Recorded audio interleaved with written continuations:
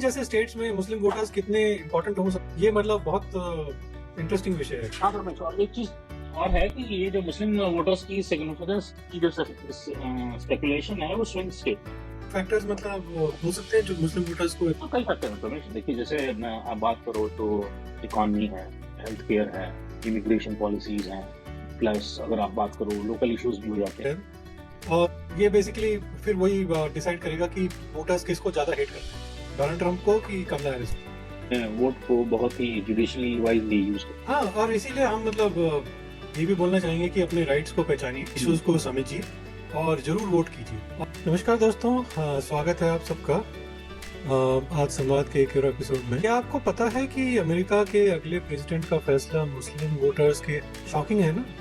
और सिर्फ मुस्लिम वोटर्स ही, मिशिगन जैसे एक छोटे से स्टेट में पॉलिटिकल अपीवल हो रही है, उससे मतलब पूरे देश का तो चलिए आज संवाद में हम जानने की कोशिश करते हैं कि कैसे मतलब कम्युनिटी एक कुछ स्टेट्स की 2024 के।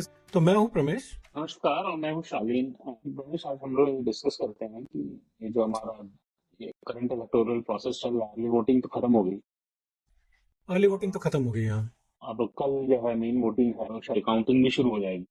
हाँ, लेट नाइट या परसों आएंगे शायद। हाँ, तो अब इसके में ना देखते हैं तो एक स्पेकुलेशन है। तो ये इंटरेस्टिंग टॉपिक है शालीन, मतलब कुछ स्पेसिफिक मतलब अल्पसंख्यक कैसे मतलब इन्फ्लुएंस करते हैं ना।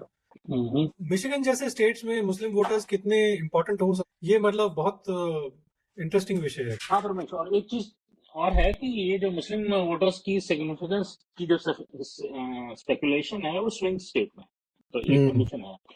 तो देखिए, अब जैसे आपने मिशिगन की बात करी ना, तो मिशिगन में अराउंड 2.4 लाख मुस्लिम वोटर्स हैं, एलिजिबल हु कैन वोट है, और वो उनका रिलीजन। और 2020 जब बाइडन का था तो बाइडन ने ये स्टेट सिर्फ 1.55 लाख वोट से जीता। 1 लाख का तो वही है, तो पर क्या मतलब ये इस बार भी मुस्लिम वोटर्स एक साथ रहेंगे? हाँ, एकदम करेंगे, क्योंकि अब एक साथ करेंगे कि नहीं करेंगे, बट देखिए, बाइडेन को जो वोट मिला था वो कमला हैरिस की वजह से मिला, और आज कमला हैरिस खुद प्रेसिडेंशियल कैंडिडेट है।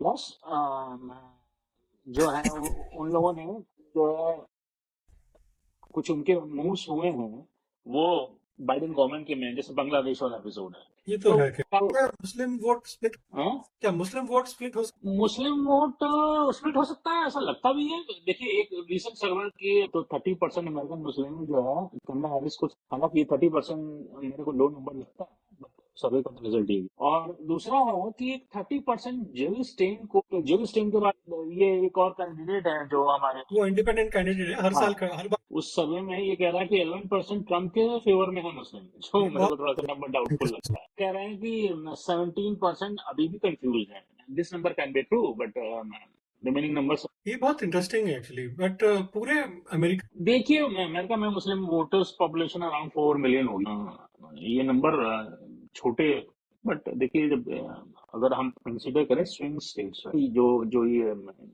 एक स्मॉल कम्युनिटी होती है, जैसे मुस्लिम वोटर्स हैं हमारे, ये बहुत डिसिसिव हो, क्योंकि स्विंग स्टेट थोड़े से भी उसके लिए ये सिग्निफिकेंट है। तो अच्छा है कोई और फैक्टर्स मतलब हो सकते हैं जो मुस्लिम वोटर्स को। तो कई फैक्टर हैं रमेश। देखिए, जैसे आप बात करो तो इकॉनमी है, हेल्थ केयर है, इमिग्रेशन पॉलिसीज हैं, प्लस अगर आप बात करो लोकल इश्यूज भी हो जाते हैं। जैसे एग्जांपल के तौर पे अगर आप देखें तो डन बॉन्ड का इशू होता है, तो जो मुस्लिम कम्युनिटी। कॉम्प्लेक्स सिचुएशन तो लगा। क्या मुस्लिम वोटर्स के अलावा कोई और कम्युनिटी भी क्रूशियल हो सकती है इस इलेक्शन में? जैसे हिस्पैनिक तो है ही, डेफिनेटली हमें पता है, वो बहुत इंपॉर्टेंट है, स्पेशली फ्लोरिडा और एरिजोना में। यंग वोटर्स का भी मतलब बड़ा रोल हो, क्लाइमेट चेंज और स्टूडेंट्स और जैसे टेक जो है जैसे इश्यूज में, ये मतलब प्रायोरिटी में। तो ओवरऑल क्या प्रोटेक्शन है? देखिए, हालात ऐसे लग रहे हैं कि हर वोट मैटर करेगा। स्पेसिफिकली अगर आप बात करो तो स्विंग स्टेट्स में तो बहुत ही टफ है, और तो इसीलिए स्विंग स्टेट्स की में एकदम नेक टू नेक फाइट की वजह से अगर आप देखोगे तो मुस्लिम वोटर्स बहुत क्रूशल रोल प्ले करेंगे, यंग वोटर्स बहुत क्रूशल रोल प्ले करेंगे, और माइनॉरिटीज का भी टर्नआउट जो है ना भी एक बहुत बड़ा डिसिसिव फैक्टर होगा। मुझे लगता है कि थोड़ा सा शायद कमला हैरिस को थोड़ा सा एज है शायद, और ये बेसिकली फिर वही डिसाइड करेगा कि वोटर्स किसको ज्यादा हेट करते हैं, डोनाल्ड ट्रंप को कि कमला हैरिस को। मतलब ये ऐसे कोई अच्छा तो है नहीं, मतलब वो कौन ज्यादा बुरा है इसकी मतलब आई थिंक होड़ रहेगी।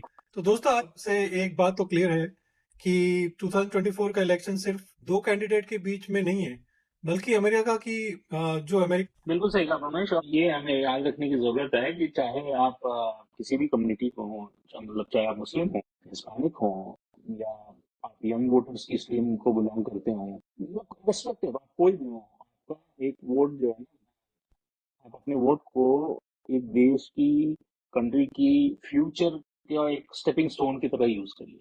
थिंक थ्रू, वोट को बहुत ही जुडिशली वाइजली यूज करिए। हाँ, और इसीलिए हम मतलब ये भी बोलना चाहेंगे कि अपने राइट्स को पहचानिए, इश्यूज को समझिए और जरूर वोट कीजिए। और अगर आपको लगे कि भाई कोई कैंडिडेट आपकी एक्सपेक्टेशंस पर खरा है, तो याद रखिए ना, वोट देने का भी एक तरह से वोट देना ही है। एब्सोल्युटली रमेश। और मतलब मैं अपने यूजर से कहना चाहूंगा कि अगर आपको आज का एपिसोड पसंद, आप प्लीज इसे अपने फ्रेंड्स से, अपने सोशल सर्किल में शेयर करिए। हाँ, आप अपने फीडबैक, अपने थॉट्स हमें कमेंट सेक्शन में डाल, हम अटेंशन पे करते हैं, तो हम इसको, इस फीडबैक को बहुत सीरियसली लेते हैं। और मतलब आप जरूर ये अपने अपने साथ शेयर करिए कि क्या मुस्लिम वोटर्स इस बार गेम चेंजर होंगे या नहीं।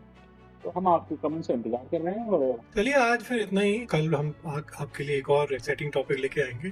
तब तक के लिए अपना ख्याल रखिए, इन्फॉर्म्ड रहिए, याद रहिए वोट आपकी आवाज है, तो सच्चाई से जुड़े रहें और आज संवाद करते रहें। नमस्कार। चलिए।